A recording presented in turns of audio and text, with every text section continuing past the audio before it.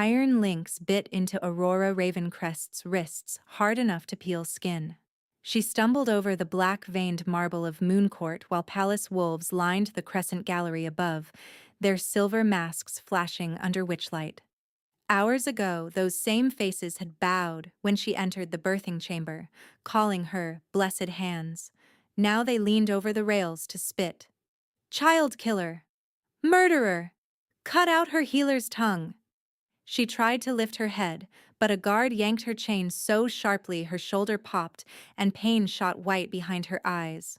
Dried blood, Luna Cellini's blood, streaked Aurora's forearms to the elbows, trapped beneath the broken cuffs of her healer robe. She had not even been allowed to wash before they dragged her out for judgment. At the far end of the court, beneath the moonstone throne, the Luna lay on a litter of white furs, unconscious and wax-pale. Two midwives hovered near her, both avoiding Aurora's gaze. Aurora's stomach turned.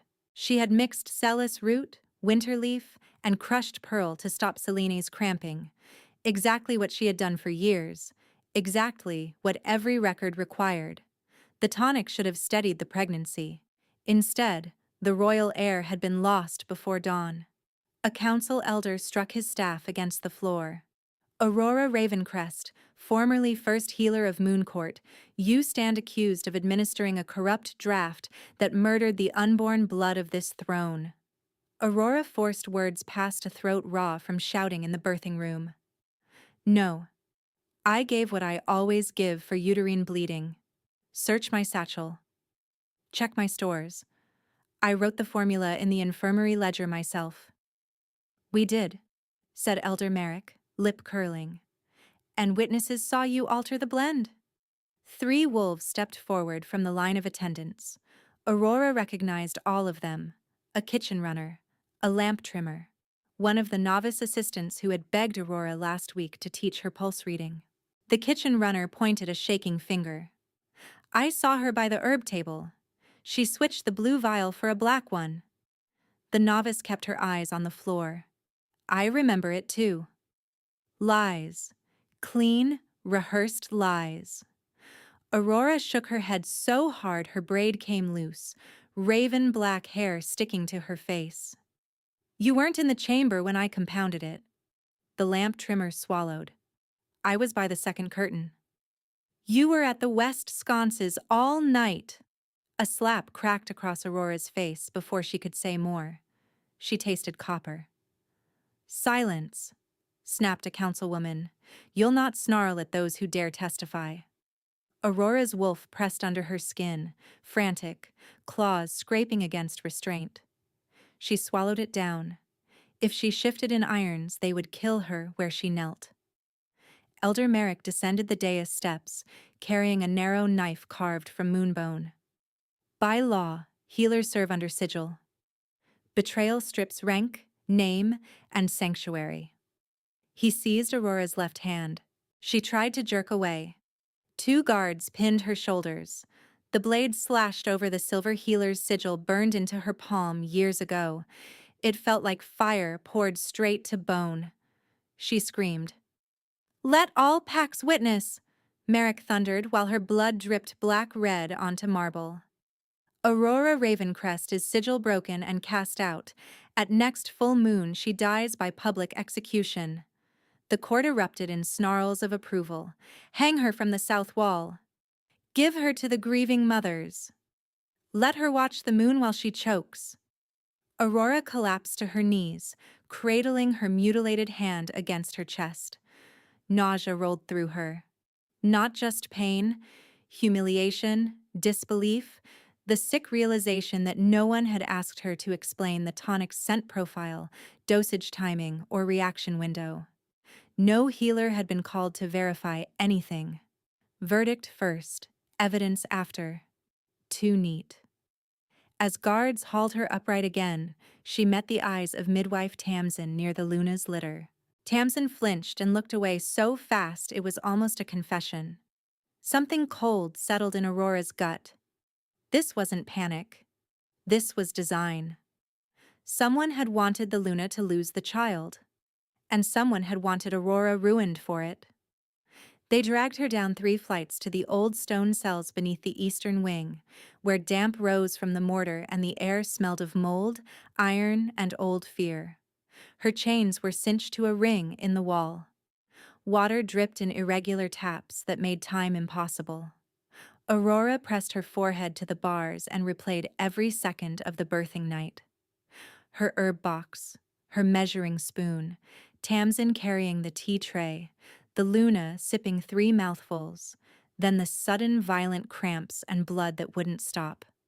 She catalogued like she always did under pressure.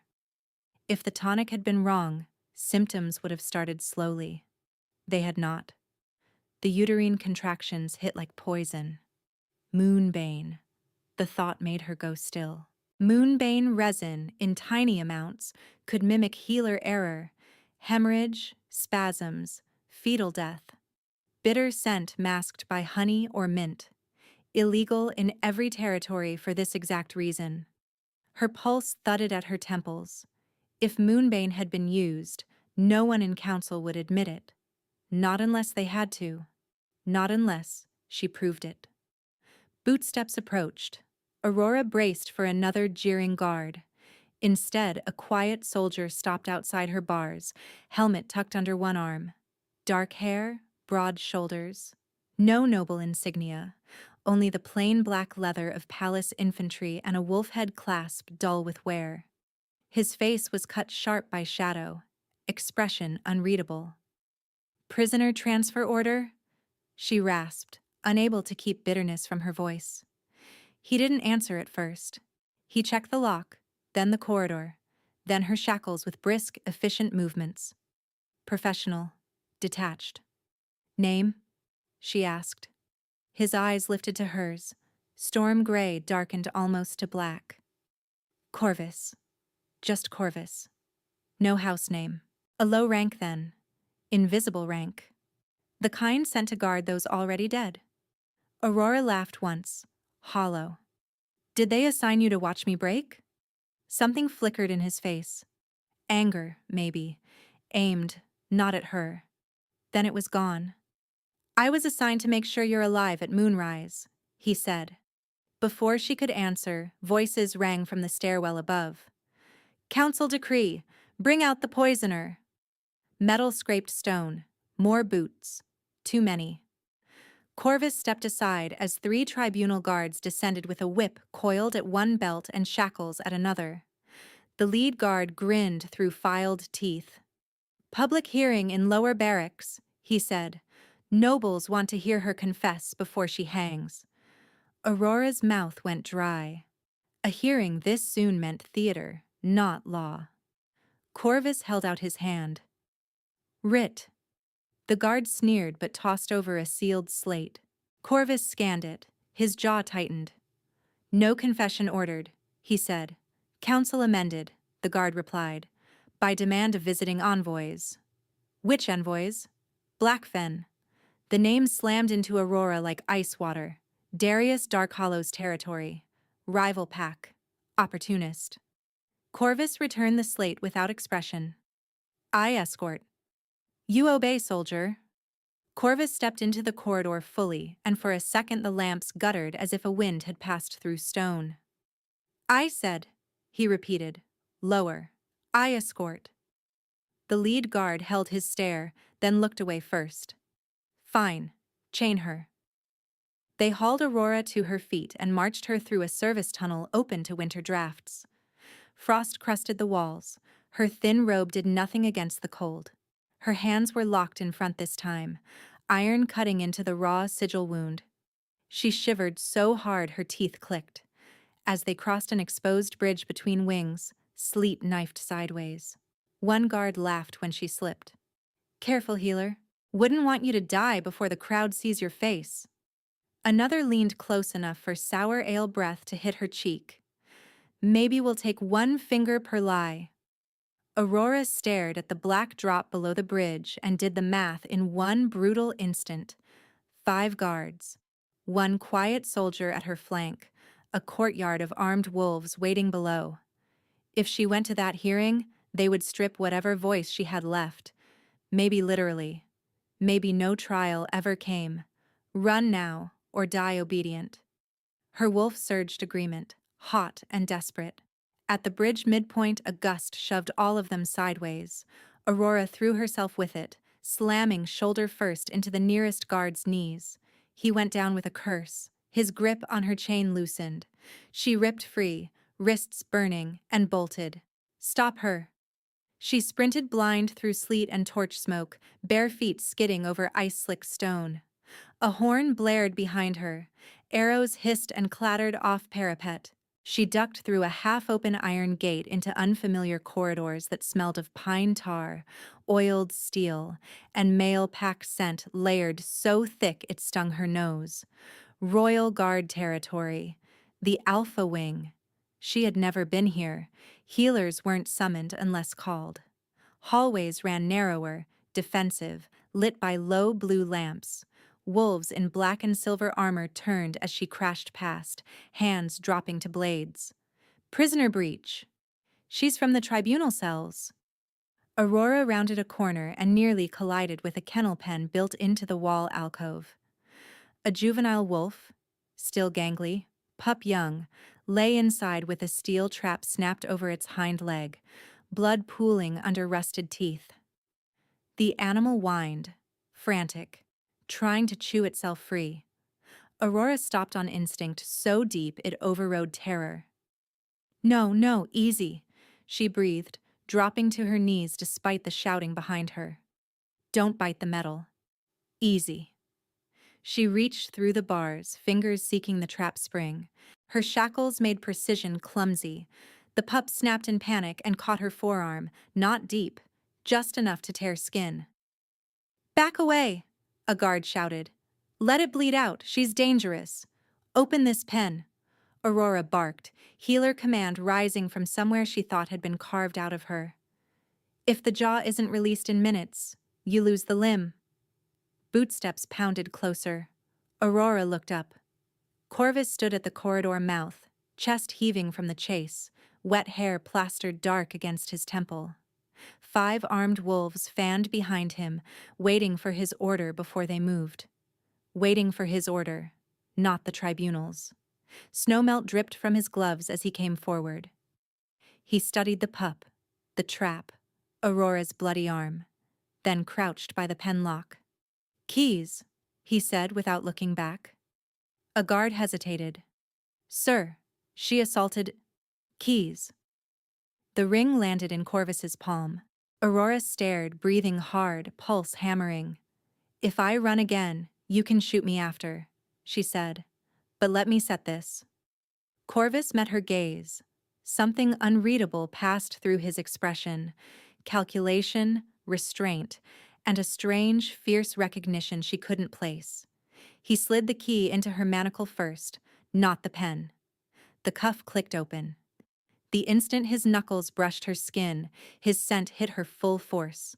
Storm pine and silver ash, and lightning ripped down Aurora's spine.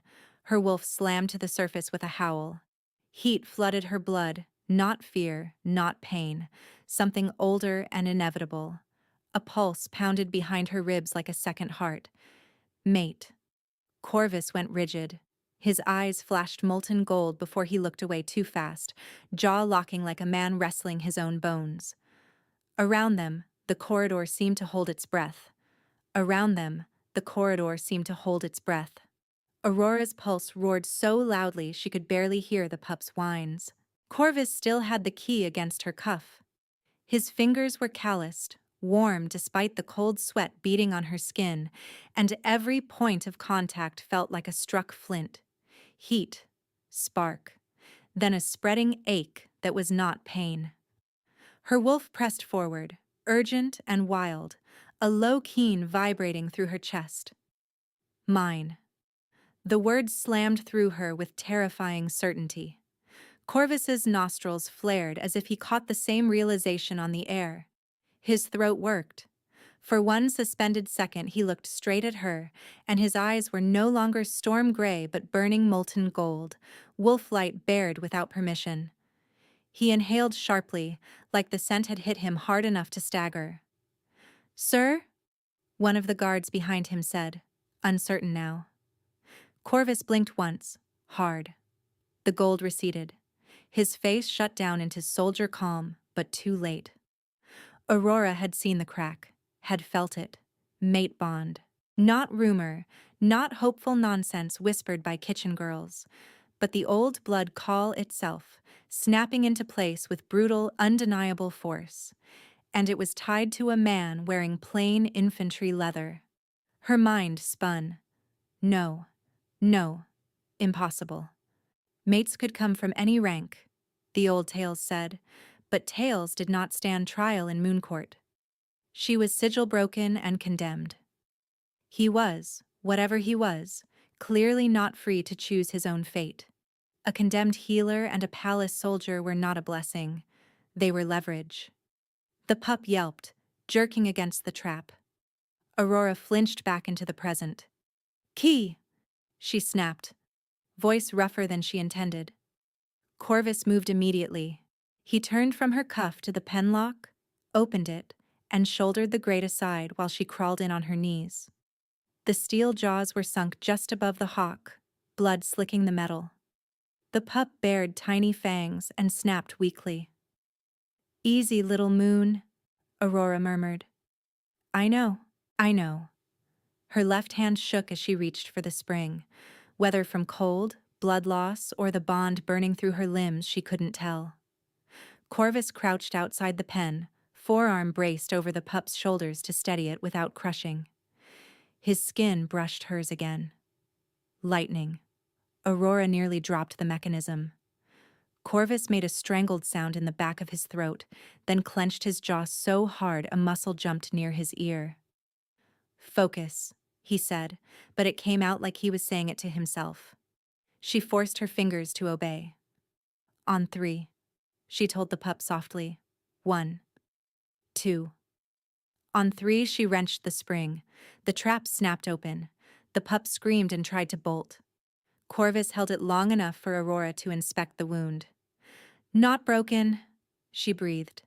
Deep puncture, tendon spared, I need cloth, and clean water if any of you remember what that is. No one moved. Corvus didn't raise his voice. You heard her. A guard peeled off at once. Aurora bound the leg with a strip torn from her own robe. Blood from her bitten forearm dripped onto the stone. Corvus watched every movement like he was memorizing it. Not suspicion. Attention. Respect. When she finished, the pup licked her wrist once, trembling, then tucked itself against the corner of the pen. Aurora backed out slowly. Corvus reached to steady her elbow. The bond surged again, hot and hungry under her skin. Her wolf shoved upward with a desperate impulse to press closer, sent him fully. Mark, claim, hold. She recoiled a step instead, breathing hard. His gaze snapped to her mouth, then away. Restrain yourself, he muttered. I am, she hissed, offended and shaken all at once. Are you? His hands curled into fists at his sides. The returning guard thrust over a skin of water. Aurora rinsed her bitten forearm quickly. Corvus took the skin from her and, without asking, poured while she scrubbed. Efficient. Careful. Deliberately impersonal. It only made the intimacy worse. One of the armored wolves shifted uneasily. What do we do with her now? Corvus rose to full height. The corridor seemed to contract around him. You do nothing. Tribunal hearing proceeds. She walks. She's escaped once. She walks, he repeated. The wolf swallowed and dipped his head. Aurora stared at Corvus's profile, at the hard line of his jaw and the restraint in every inch of him. She could still feel where his scent had branded itself in her lungs, could still hear her own blood thundering with that single impossible word. Mate. Loving him would be madness. Refusing him felt like trying to peel off her own skin. Corvus bent, picked up her dangling chain and relocked one cuff with precise fingers, leaving enough slack to keep circulation in her wounded hand, a mercy no one else here had offered. When he straightened, his voice was low enough only she heard. Do not run again. Because you'll stop me. Because they'll kill you before I can. The eye landed between them like a struck match. He turned and signaled the guards. Move. They took the north service stairs instead of the main corridor, down into narrower passages where wind knifed through arrow slits and turned every breath to smoke. By the second landing, Aurora couldn't feel 2 fingers on her left hand. Her torn robe clung damp to her back. Her hair, still half loose from the court, lashed icy against her throat. The tribunal guards kept a deliberate pace just short of a jog, forcing her to stumble to keep up. Each jerk on the chain sent pain sparking from the mutilated sigil in her palm. At the final turn, Sleet drove through an open archway that linked the stair tower to the lower barracks hall. Aurora's knees buckled once. A guard laughed. Careful, poisoner. Wouldn't want frost taking your fingers before the whip does. Corvus stopped so abruptly the chain went slack. He stripped off his own heavy cloak, black wool lined with fur, and swung it around Aurora's shoulders before she could protest. It swallowed her, warm from his body, smelling of storm pine and silver ash. The scent hit her mate bond raw and immediate. Her wolf whined and settled, soothed against reason. One guard barked a laugh. Since when do we coddle condemned? Corvus didn't even look at him. Since she needs hands to stand trial. Unless you plan to explain to council why their prisoner lost use of both. Silence. He knelt in front of Aurora as if checking her fetters. Instead, he took her chained hands between his bare palms and rubbed warmth back into her fingers in firm, steady strokes. Heat seeped in slowly, painfully, and with it came mortifying relief. She wanted to yank away. She couldn't make herself. From this close, she could see tiny crescent scars across his knuckles, old and pale, and a faint white line disappearing beneath his collar where a blade had once glanced too near his throat. He kept his head down, voice quiet, as though discussing iron links. Tell me exactly, he said, which herbs trigger a miscarriage? Aurora blinked. What? Names, reactions, how fast? He listened like a man taking orders before battle, not indulging a prisoner's panic. Not once did his attention drift. She swallowed and answered because she couldn't not answer that kind of focus. Moonbane resin first. Ingested, it causes violent uterine contractions, hemorrhage, fetal distress. Onset can be minutes if concentrated. Bitter scent, masked with honey, mint, or anise. Her words quickened as memory sharpened. Too clean to detect if the cup is washed quickly. Salus root can cramp if overdosed, but not like that. Winter leaf in high concentration can lower pressure, not induce expulsion. Corvus's thumbs paused once over her knuckles. Could Moonbane mimic healer error to untrained eyes? Yes. The word came out ragged. That's why it was outlawed. That's why this whole thing is... She bit down on the rest. A setup, he finished. Her head jerked up. You believe me? His gaze lifted to hers. Close this way. There was no rank between them. Just breath and cold and a bond she did not know how to survive. You are not what they called you, he said. No hesitation. No pity. Certainty. Something brittle inside her cracked. Aurora had held through spit, chains, sigil breaking, and the sound of strangers cheering for her death. But that one sentence, spoken as fact by the man fate had tied to her throat, sent a dangerous sting behind her eyes. She looked away first, furious at the weakness, and more furious at how much she wanted to lean into his warmth. Bootsteps echoed from below. Corvus released her hands, rose, and tugged the cloak tighter around her shoulders with brisk efficiency, as if nothing intimate had happened. Head high, he murmured. Make them look at what they're trying to bury. Then he took the chain and led her into the lower barracks hall. The hearing chamber was an old training pit repurposed for spectacle. Stone tiers packed with minor nobles, officers, and visiting merchants hungry for blood. No moon priest, no healer council, just noise. As Corvus brought Aurora down the center aisle, jeers rolled like thunder. Liar! Slit her palms and see if poison runs black. A gob of spit struck her cheek. Another hit the front of Corvus's cuirass and slid down. He didn't flinch. At the pit's center stood a whipping post with fresh rope coiled at its base. Aurora's stomach dropped. A clerk in crimson, trimmed with sable, unrolled a decree slate and shouted, "By petition of concerned houses, the accused may be scourged to compel true testimony before moon trial." "No," Corvus said.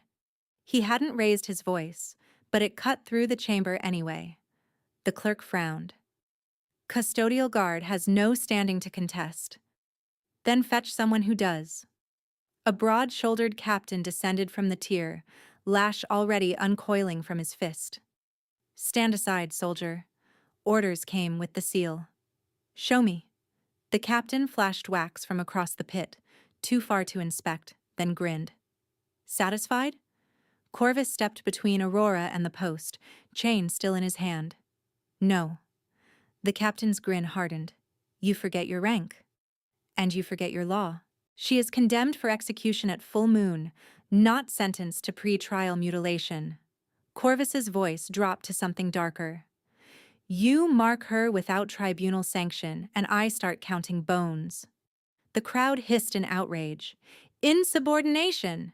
Someone yelled. "Whip them both!" The captain, eager for it, snapped the lash toward Aurora anyway.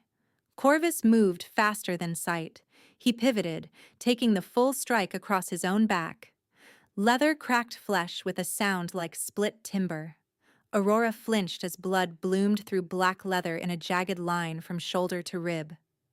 A growl ripped out of him, single, command-laced, not loud but saturated with dominance that punched the air from the room. "Back!" Every warrior in the first two rows froze, not hesitated, froze. Even the captain took an involuntary half-step away before his expression caught up with his body. Aurora stared. She had seen High Alpha's silence rooms like that, and even then not this cleanly. Who in all moons was this man? Before anyone could answer, trumpets sounded at the upper doors. A herald cried, "Envoy of Alpha Darius Darkhollow requests immediate transfer of the accused for Blackfen questioning under Interpack grievance law." Murmurs exploded. Through the parted crowd strode a tall wolf in black mail, silver fen serpent pinned at his throat. His smile was smooth and cold. "By courtesy of peace talks," the envoy announced, producing a parchment. "Darkhollow territory petitions temporary custody. We have reason to believe this healer acted with foreign collusion. We will extract the truth swiftly." Aurora's blood ran colder than the stairwell wind. Darius was moving early, reaching directly into Mooncourt custody. Corvus didn't move from in front of her. "You'll leave empty-handed," he said. The envoy's gaze flicked over Corvus's plain armor, dismissive. "And you are?" "Her guard." "A guard with delusions." The envoy held out his hand. "Transfer chain. Now." Corvus reached inside his cuirass. For one suspended beat, Aurora thought he was going for a blade. Instead, he drew out a small disc on a black cord. Moonsteel, stamped with the crescent and crown of the throne, sealed in old blood wax along the edge. He held it up where the clerks, captain, and half the chamber could see. Recognition hit like a shockwave. The clerk went white. The captain dropped to one knee so fast his lash clattered on stone. Two officers on the dais followed with fists to chest, royal custody warrant, not issued to common soldiers, rarely issued at all. Corvus's face gave nothing away as he let the token swing once in the lamplight. "By direct royal authority, prisoner Aurora Ravencrest is under my personal custody until moon trial. Any attempt to seize, strike, or relocate her without my sanction is treason against the crown." The envoy's polite mask cracked. "You expect us to believe a nameless infantry cur carries King's seal? I don't require belief. Corvus said. Only obedience. The envoy bared teeth. Dark Hollow will consider refusal an insult. Then carry your insult carefully, it's heavy. Laughter, shocked and nervous, rippled through part of the crowd before being smothered. The envoy looked around, realized no one here was willing to test that token publicly, and curled his lip. This is not finished, he said to Aurora, voice like oil over blades. Enjoy your borrowed breath, healer. He turned and stalked out, cloak snapping behind him. Noise rose again, angrier now but uncertain, robbed of easy blood. Corvus signaled 2 palace wolves, ones who had knelt at the token, and they closed ranks around Aurora. Session adjourned pending council review, the clerk stammered, gathering slates with shaking hands. As they led her from the pit, a final insult flew from the upper tier. She bewitched him. Maybe she had, Aurora thought bitterly. Or maybe truth had finally found one spine in this den. In the corridor beyond the hearing hall, quieter and dim, Corvus finally handed the custody chain to no one. He kept it wrapped once around his own wrist while they walked, as though reminding everyone present who would answer for her. Aurora studied his profile, the blood seeping through the torn back of his leather, the impossible token now hidden again beneath plain armor. You could have let them whip me, she said softly. Yes. You could have handed me to Dark Hollow. His mouth tightened. Never. The word came out before he could soften it. It hung between them, fierce and naked. Aurora looked ahead so he wouldn't see what that did to her. She was still condemned, still a target, still tied by fate to a man full of secrets and rankless lies. But when her fingers flexed inside the warm folds of his cloak, she realized she was no longer bracing for his betrayal with every breath. Not gone, not safe, just less. And for the first time since the Moonstone Court had called her child killer, Aurora let herself believe she might not be facing the next moon alone. A horn split the corridor silence before Aurora could answer her own thought. Not the high ceremonial call of court. A low, jagged 3-note warning that meant breach, envoy movement, or blood inside the walls. Every guard in escort formation stiffened. Corvus didn't break stride. South Post report, he snapped to the nearest runner. The wolf saluted and sprinted. They turned into a narrower stone passage that led toward the old infirmary stores, away from the crowded barracks levels. Corvus moved Aurora behind him at every intersection without making a show of it, his body a shield, one hand still wrapped in her chain. By the time they reached the apothecary annex door, the runner was back, panting. Blackfen envoy didn't leave the keep, sir. He met with Councillor Vane in the archive wing. One of our scouts tailed a courier from that meeting, caught him at the East Culvert. Alive? Barely. Poison capsule in his tooth. We cracked it before he swallowed. Corvus's jaw flexed. Bring him to lockroom 3. The runner hesitated, eyes flicking to Aurora. Sir. He was carrying this. He held out an oilskin packet sealed in black wax stamped with a fen serpent crest. Corvus took it, then looked at Aurora. Inside. He shoved open the apothecary door and guided her through. The room smelled of old rosemary, cedar drawers, and dried lavender gone dusty with disuse. Once, it would have calmed her. Tonight, it felt like the inside of a trap. Corvus set the packet on a prep table. Stand back. He split the wax with a knife and unfolded 3 documents. Aurora stepped closer despite herself. The first was a narrow ledger strip, coded marks beside names she knew: kitchen runner, lamp trimmer, novice assistant, and halfway down, Tamsin Vale, midwife, marked with a heavy black stroke and a sum so high Aurora's breath caught. The second was a brief instruction written in clipped hand. 3 drops moonbane resin in Luna's mint tea after first cramps. Ensure healer administers visible tonic immediately after. Witnesses in place. Blame must settle before dawn. No signature. At the bottom, only a serpent sigil pressed deep enough to tear the parchment. Aurora's knees went weak. She gripped the table edge. Moonbane, she whispered. Gods. Corvus slid the third parchment toward her. Her own name stared back in flowing script.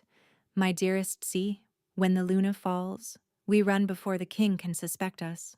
Her stomach turned so violently she thought she might vomit. It went on for a full page. False tenderness, invented meetings, plans to remove the throne line. A lover's conspiracy crafted in language just plausible enough to damn. She dropped it like it burned. That isn't my hand. I know. You know, she repeated, voice rising. Will counsel care? Corvus didn't answer immediately, which was answer enough. The lockroom door banged open down the hall. A woman's voice.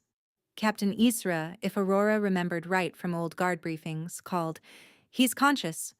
Corvus gathered the papers and motioned Aurora along. Come. Lockroom 3 was little more than a stone chamber with a drain and a bolted chair. A courier in mud-spattered gray slumped in it, wrists tied behind him, one eye swollen shut. Blood bubbled pink at his lip with each breath. 2 palace guards stood watch. Captain Isra held up a stoppered vial with black residue. Found this in his boot seam. Moonbane concentrate. Enough to dose 20 cups. Aurora's scalp prickled. Corvus stepped in front of the courier. Who gave you the packet? The courier laughed wetly. I carry for coin. Corvus leaned down, voice soft as winter ice. And you keep your tongue for mercy. Choose. The courier's gaze slid to Aurora and sharpened with ugly delight. Pretty thing. Worth all this trouble? Corvus didn't move, didn't blink. The courier's smile faltered first. Dark Hollow Paymaster, he muttered. In the river camps. Name? Rel. Calls himself Rel Fengknife. He coughed hard, spat red. Said the palace would eat itself if the womb emptied. Said no heir means weak throne. Weak throne means treaties rewritten. Aurora went cold all over. Corvus asked, and the forged letters? Courier licked cracked lips. Distributed at dusk. Nobles' doors, officers' bunks. Says healer and guard are rutting traitors poisoning royals. Says execute her and hang him, or the moon will curse the pack. Aurora made a raw sound she didn't recognize as her own. The courier gave her a mocking half-bow from the chair. He also said if court refuses, Black Fen comes to collect peace by Fang. Corvus straightened slowly. Darius wants panic before negotiation. Isra nodded once. Scouts at West Ridge confirm movement. Not full invasion line yet. Vanguard banners. Corvus went still in that dangerous way Aurora was beginning to fear. How many? Too many for a courtesy visit. The courier laughed again, then grimaced in pain. You're already late, soldier. By moonrise, everyone in this keep will think she spread her legs and poisoned both for power. Corvus turned to the guards. Hold him. No one in, no one out. As they left the lockroom, Aurora's voice shook.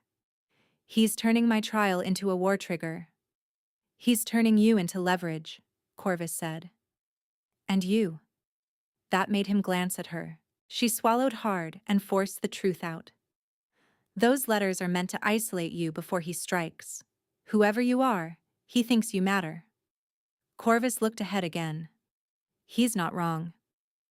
By the time they climbed back to upper service halls, the rumors had outrun them. 2 laundresses pressed against a wall as Aurora passed, whispering loud enough to hear. She betted her guard for access. And poisoned the Luna to open the succession. A stablemaster made a warding sign at her face. In a side court, someone had already nailed copies of the forged letter to a notice board. Wolves crowded around reading, snarling, glancing up when Aurora and Corvus crossed the arch. Hatred had changed flavor.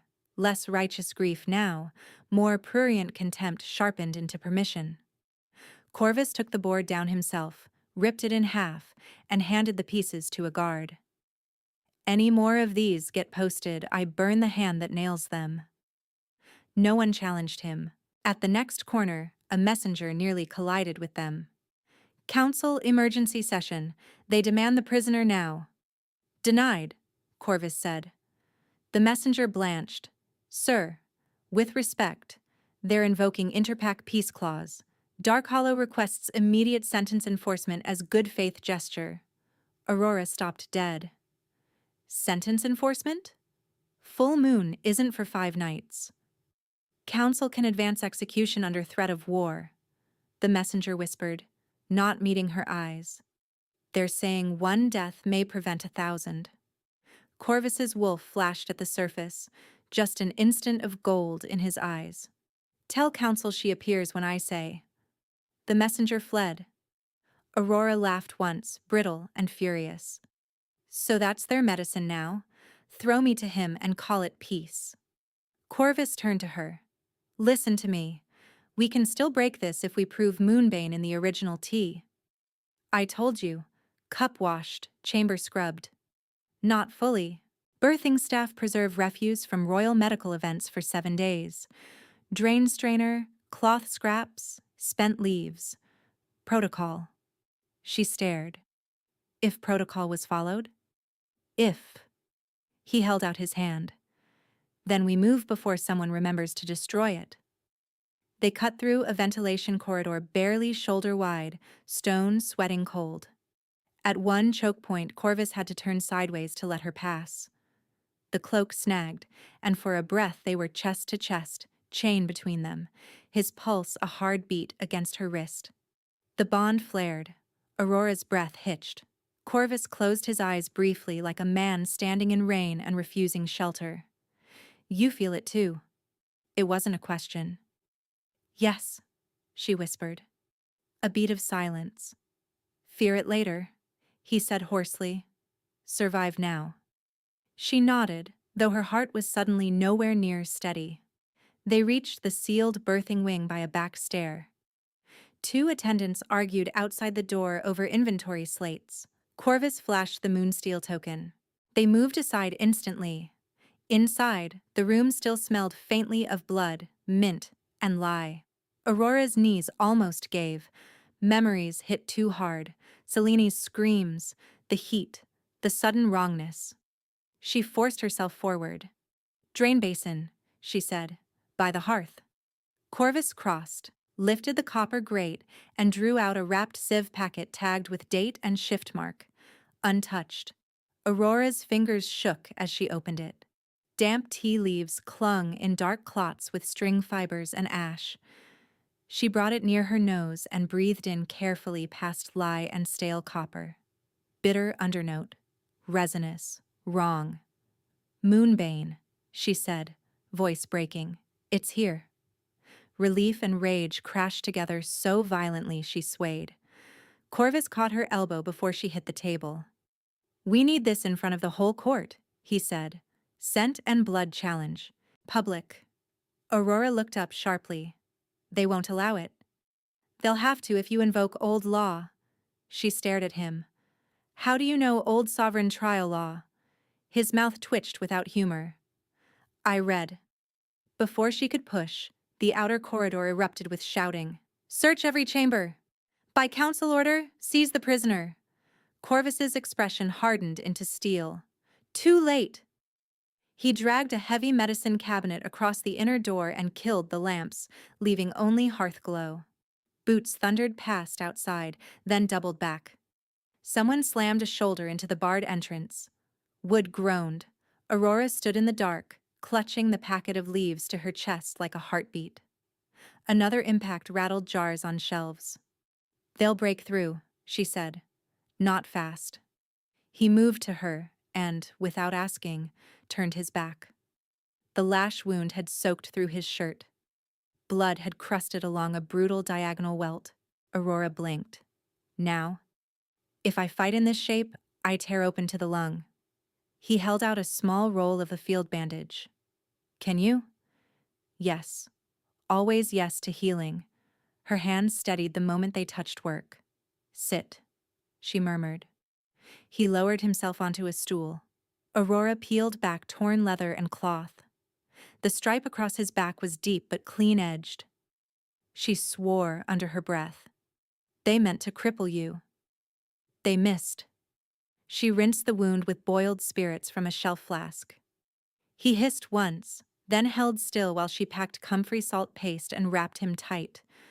In the dim light, the planes of his shoulders shifted under her palms, power leashed, restrained to the edge of pain.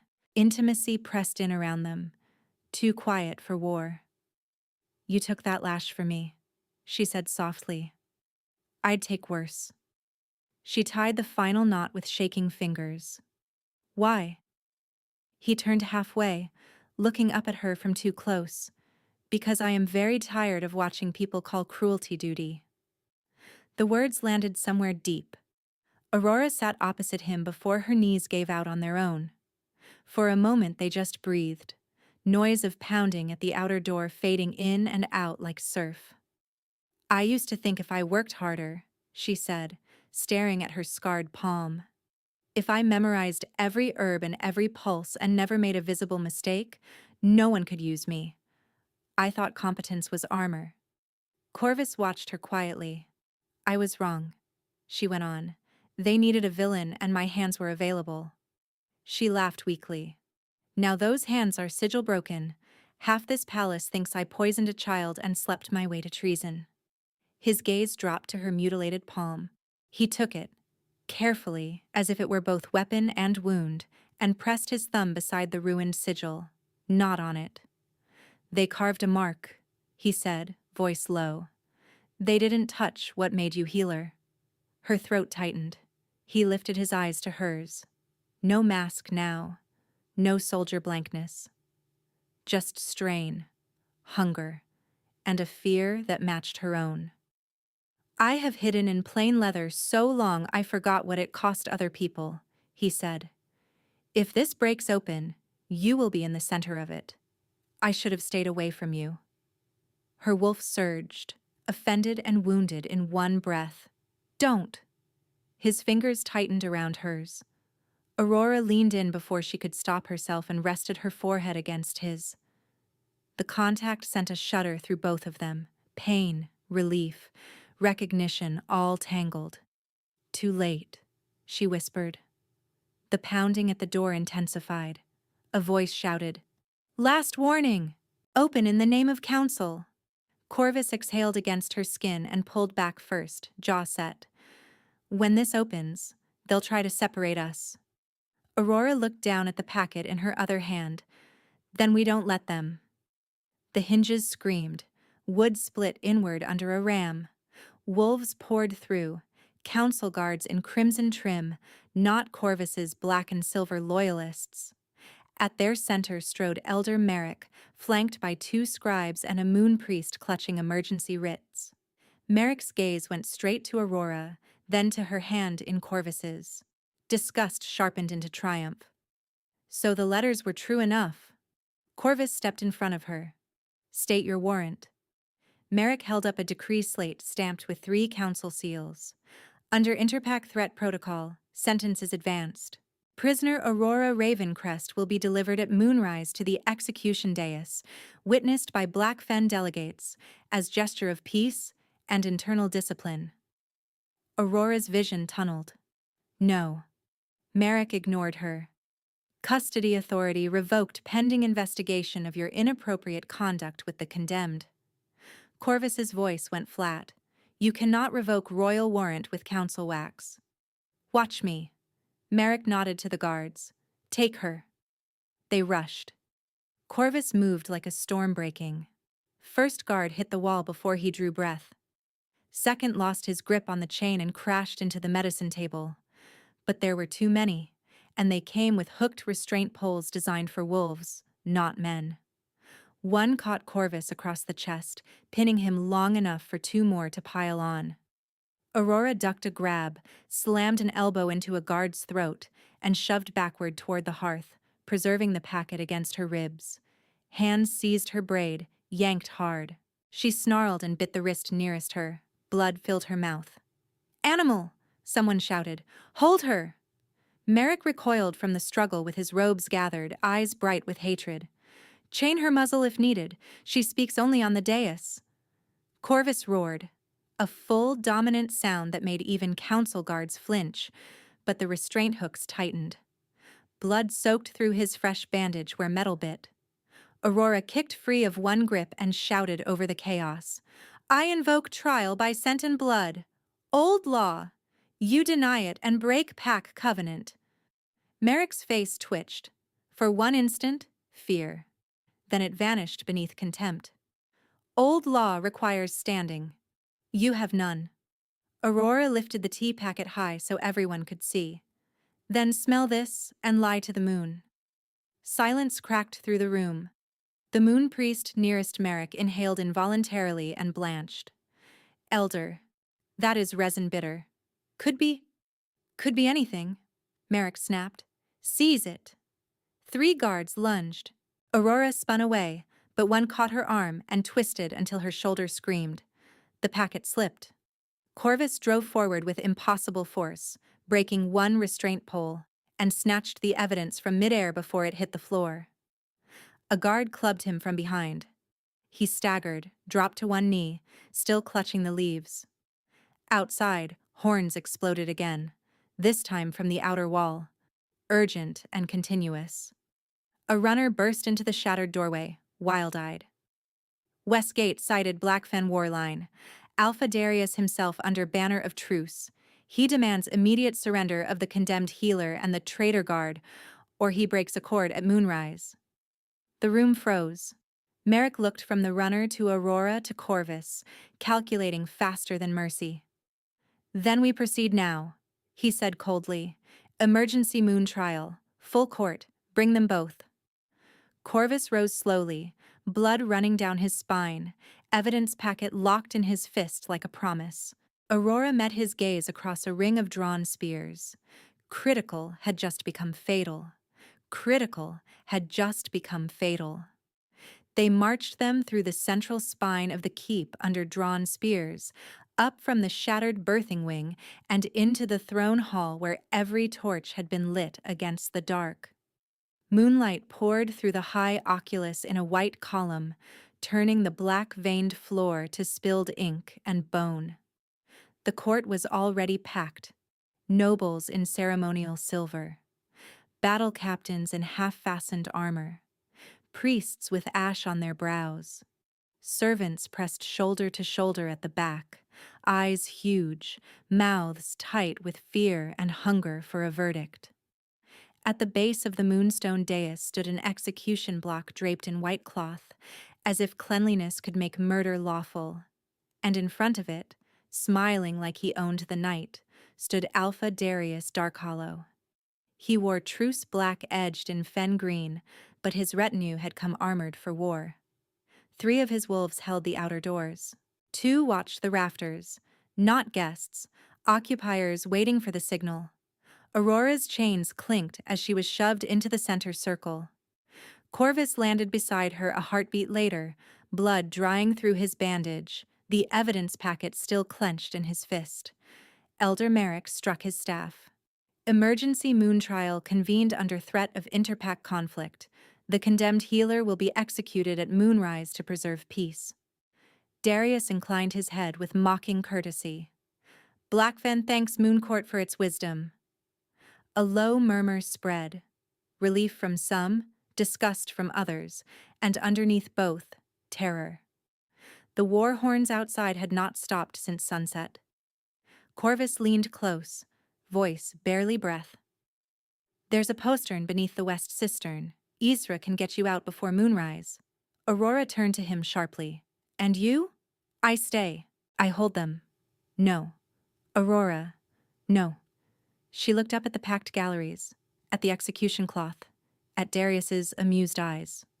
If I run, I die a traitor, and you become one with me. He still gets war. He still gets the story. Corvus's jaw locked. Story won't matter if you're dead. Her heart kicked hard against her ribs. Then we make truth matter first. Darius stepped forward before Corvus could answer, raising a parchment high.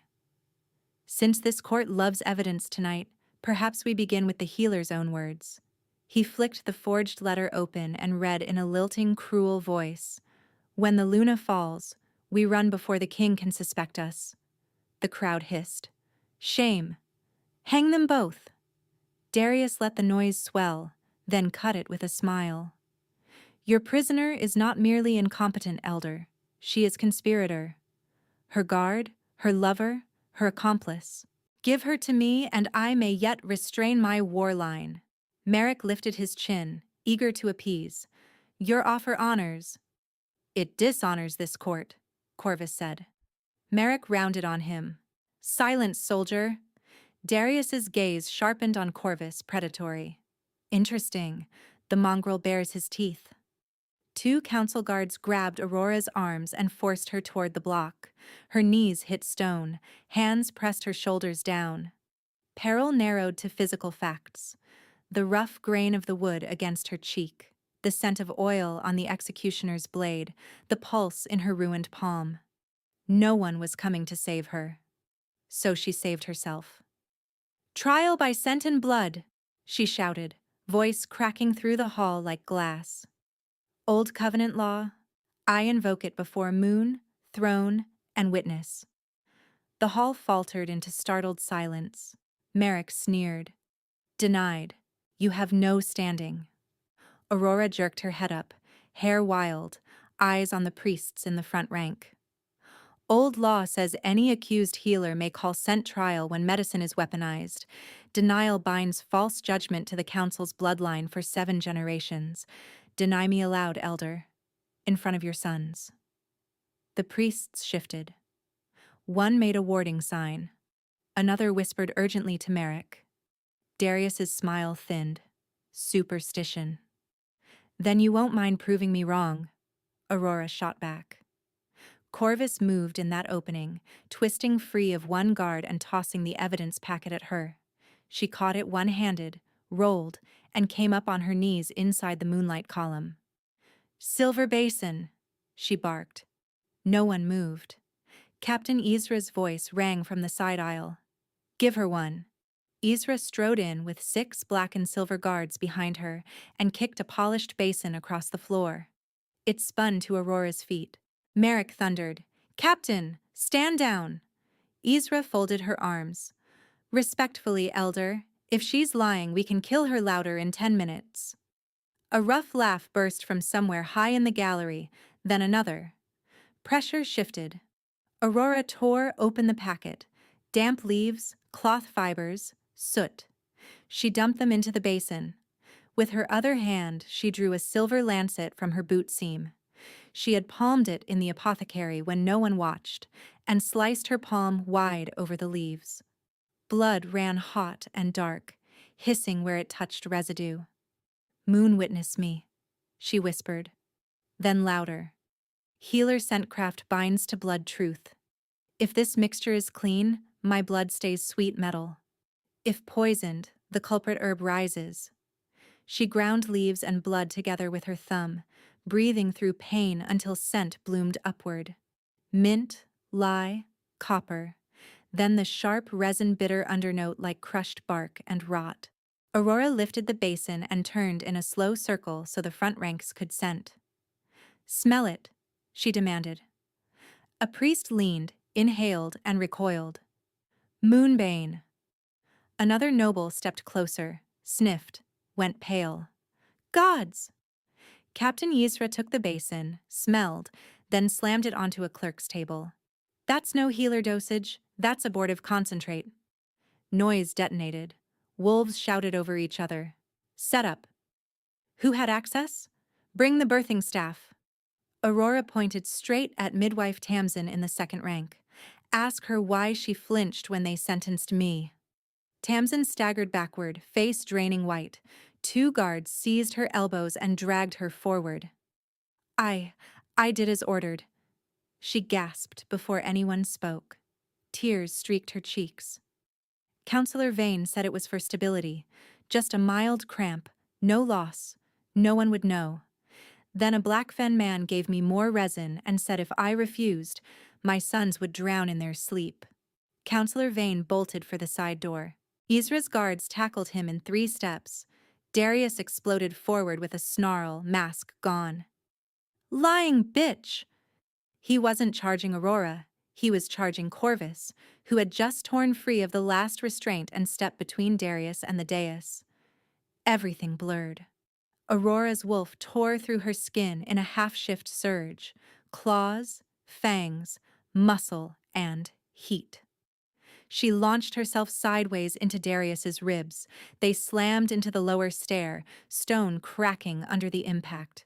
Darius cursed, elbowed her jaw, and came up with a hidden blade flashing toward Corvus's throat.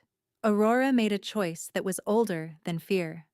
She spun, seized Corvus by the shoulder, and bit down hard through leather and skin. Not the mating point. A raw claim at the edge of neck and shoulder. Sovereign deep. Power detonated. Silver-black light blasted out from their contact in a ring that rippled across the hall, shivering torches and rattling banners. Dominance slammed through every wolf present like thunder in bone. One by one, then all at once, knees hit stone. Nobles, captains, priests, guards, even Elder Merrick dropped, staff clattering away. Darius staggered, eyes wide with disbelief. What? What are you? Aurora rose beside Corvus, blood on her mouth, wolf gold blazing in her eyes. Somewhere under pain, her bite mark burned like a brand and a crown together. Corvus looked at her, as if he'd been struck by stars. Then he turned to Darius. The kneeling hall held its breath. Darius shook off the pressure with a roar and shifted fully. War form bursting out in a wrench of bone and sinew, twice a man's breadth. Black fur ridged with scars. Saliva frothed from dagger-long fangs as he bounded up the dais steps. He is weak enough to hide as a soldier, Darius bellowed. He cannot hold this kingdom. Corvus stepped forward and ripped the plain leather clasp from his throat. The dull wolf head token shattered on stone, and with it the glamour threaded through his scent and bearing. Power hit the room like a winter front. Ancient, absolute, king deep. When he shifted, it was not frantic violence but sovereign release. Shoulders broadening, claws lengthening, eyes molten sun gold. His alpha form towered, silver-black fur haloed in moonlight. Gasps broke from every kneeling throat. Alpha King, someone whispered, voice breaking. Corvus, no, the king, bared his teeth. I did not hide from my people, he growled. I hunted rot among them. Darius lunged. They collided at the top step in a crash of claws and stone. Corvus took the first bite to the foreleg and returned with a neck rake that opened Darius' shoulder to chest. Blood sprayed the throne plinth. Aurora didn't watch. She moved. Healer training translated brutally in war. Tendons, joints, pressure points. She snatched a fallen spear, snapped the shaft, and drove the jagged butt into the back of Darius's hind knee when he overcommitted to a charge. Tendon popped. The warform stumbled. Corvus slammed him sideways into a pillar hard enough to split marble. Darius whipped around and caught Corvus across the flank, carving furrows to bone. Corvus snarled but held ground.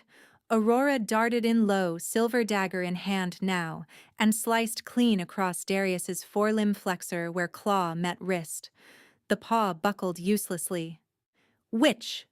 Darius spat, trying to wheel on her. Aurora pivoted behind him and buried the dagger up under his jawline, not deep enough to kill, deep enough to force his throat up and still. Don't move, she said, breath ragged. I know exactly what to cut. Darius shuddered, bleeding onto the throne steps. He looked up at her through one ruined eye and snarled. You were meant to die nameless. Aurora pressed the silver hilt harder until blood welled around her knuckles. I heal what is mine, and I end what poisons it. She stepped back. Corvus closed his jaws over Darius's throat and bit through. The crack of vertebrae echoed to the rafters. Silence fell so hard it rang. Darius's body hit the steps and did not move again. For 3 breaths no one in the hall remembered how to stand. Then Corvus shifted back to human form, blood-soaked, chest heaving, and held out his hand to Aurora in front of the entire kneeling court. She took it. "Rise," the king said, voice hoarse but carrying, "and witness truth." No one disobeyed. By the time the body was dragged from the steps and Blackfen's surviving envoy disarmed in chains, moonlight had shifted west across the shattered floor. The throne hall smelled of blood, wet stone, and burnt resin. Corvus dismissed everyone but a perimeter guard. Even Ezra, after a long look between them, nodded and pulled her wolves back to the doors. At last, only 2 heartbeats remained in the ruined quiet.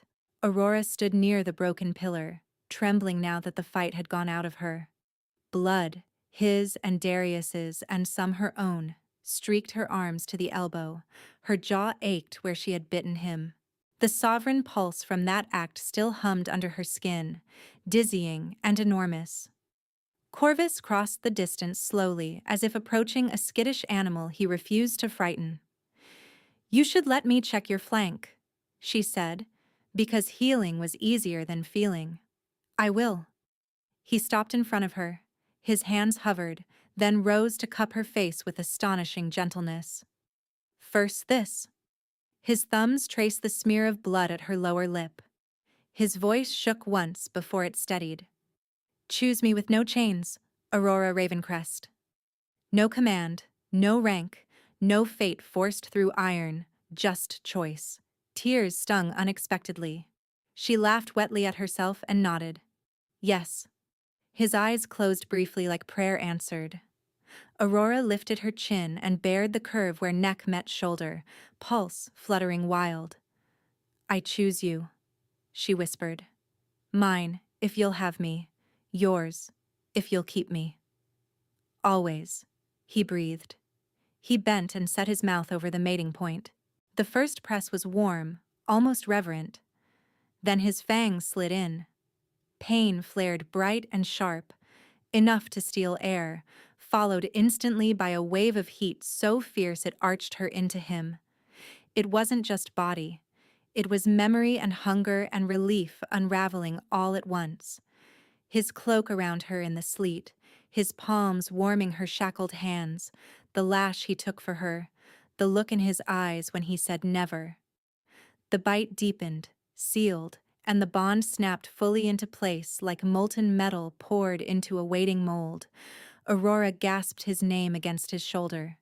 Sensation flooded every nerve, pain transmuting to an aching, liquid pleasure that pulsed in time with both their hearts now, not one.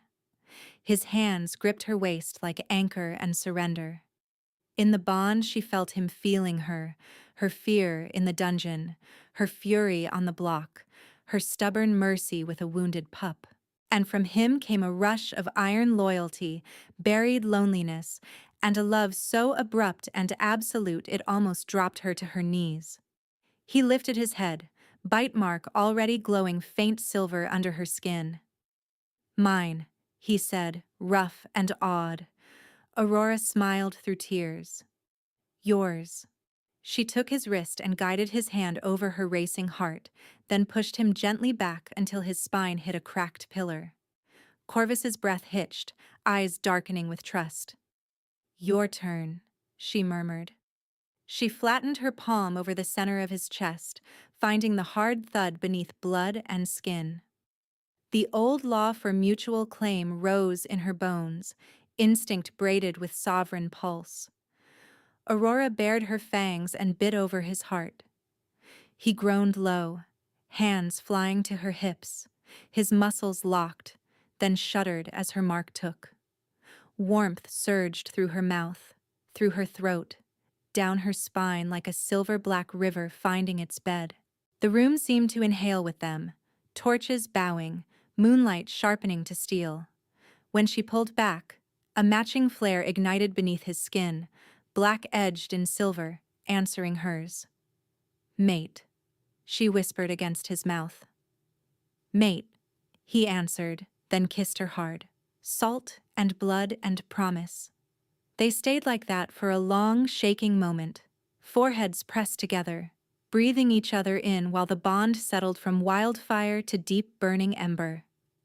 No frantic edge now, no uncertainty clawing for air. Just presence.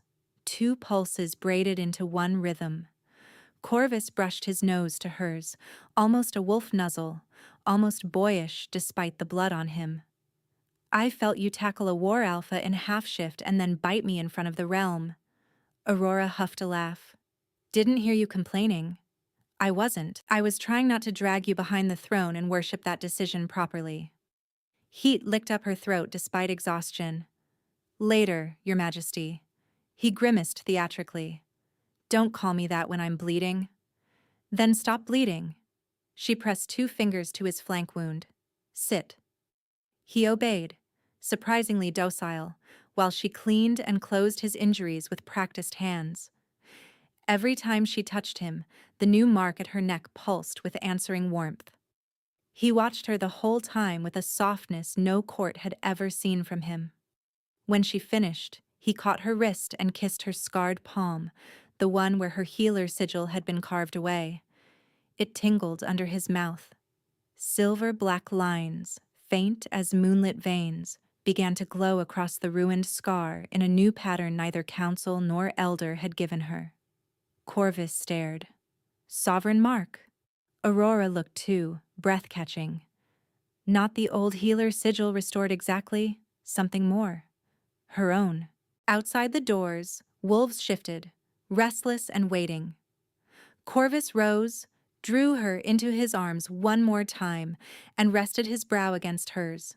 Together, same breath, they whispered. No more hiding. Dawn broke clear and cold over Mooncourt. By midday the throne hall had been scrubbed, broken stone draped in white banners, and the court reconvened. This time with guards loyal to crown law at every pillar, and Captain Ezra standing at the king's right, like a drawn blade. Aurora entered beside Corvus wearing fresh black and silver, her hair braided high to bear the new mating mark at her neck. Whispers followed her, but they no longer carried certainty of her guilt. They carried awe, fear, shame. At the base of the dais waited Luna Selene, pale but standing under her own strength, one hand braced on an ivory cane. When Aurora approached, Selene reached out and clasped her forearm. I remember now, Selene said, voice thin but steady. Tamsin insisted on carrying my tea herself. You argued for rest before tonic. You tried to save us both. Her eyes shone with unshed grief for the child lost. I am sorry I did not wake in time to stop them from taking your name. Aurora swallowed hard. You owe me nothing, my Luna. Selene gave a small, sad smile. Today, call me Selene. The proceedings began. Captain Yzra presented seized ledgers, courier testimony, Vane's confession under oath, and the moonbane residue verified by 3 independent healers. Midwife Tamsin, shaking and hollow-eyed, admitted to dosing the tea under threat and bribe. The kitchen runner, lamp trimmer, and novice assistant confessed their false witness statements in exchange for leniency and exile. Elder Merrick stood in chains beside Counselor Vane, both stripped of rank cords. Corvus rose before the full court, crown of moonsteel set at last on his brow where disguise had hidden it too long. By blood and law, he said, voice ringing to the rafters, Aurora Ravencrest is exonerated of all charges. Her sigil breaking was unlawful. Her name is restored with honor. A scribe brought forward a silver rod engraved with healer runes. Corvus offered it to Aurora with both hands. I name you Royal Luna Healer, he declared, bridge between throne and infirmary, answerable to no council faction, empowered to audit royal care, prison care, and battlefield care alike. Aurora took the rod. The sovereign mark in her palm flared once, silver black, and the room inhaled. Corvus continued, My first decree. Formation of the Healer Guard under Royal Luna Healer Command. No patient, royal or common, will ever again be weaponized by politics while I breathe. Ezra dropped to one knee. Healer Guard stands ready, One by one, others followed. Some bowed with tears, some with clenched jaws, some because the authority of Aurora's sovereign bite still tugged at the base of their spine and demanded recognition. Even those who had spat at her in the barracks lowered their heads. Elder Merrick was sentenced to life in the northern stone mines, stripped of blood vote. Councillor Vane and Darius's envoy were condemned for treason and delivered to the Moon Priest's deep cells. Tamsin, for confession and coercion proven, was spared execution and sent to service in border hospice under watch, healing what she could, with what remained of her courage. Darius Darkhollow's body was burned at dusk beyond the west gate. His war line, seeing his headless banner and Mooncourt united under revealed king and marked queen, withdrew before nightfall. When formalities ended and the hall emptied, Aurora stepped out onto the east balcony with Corvus at her side. Below, in the inner yard, the first recruits of the Healer Guard drilled, fighters learning to shield medics instead of silence them. Corvus slid an arm around her waist, careful of her healing bruises. Too much for one day? Aurora leaned into him, watching sunlight catch on spear points and herb satchels alike. It's enough, she said. Then, with a smile that felt like future, for a beginning. His hand settled over hers on the railing, over the new sovereign sigil in her palm. Beneath their marks, their bond hummed steady and warm. Fang and Mercy, he murmured. Aurora turned, kissed him once, and rested her forehead to his. Together, she said, and when our heir comes, they inherit both.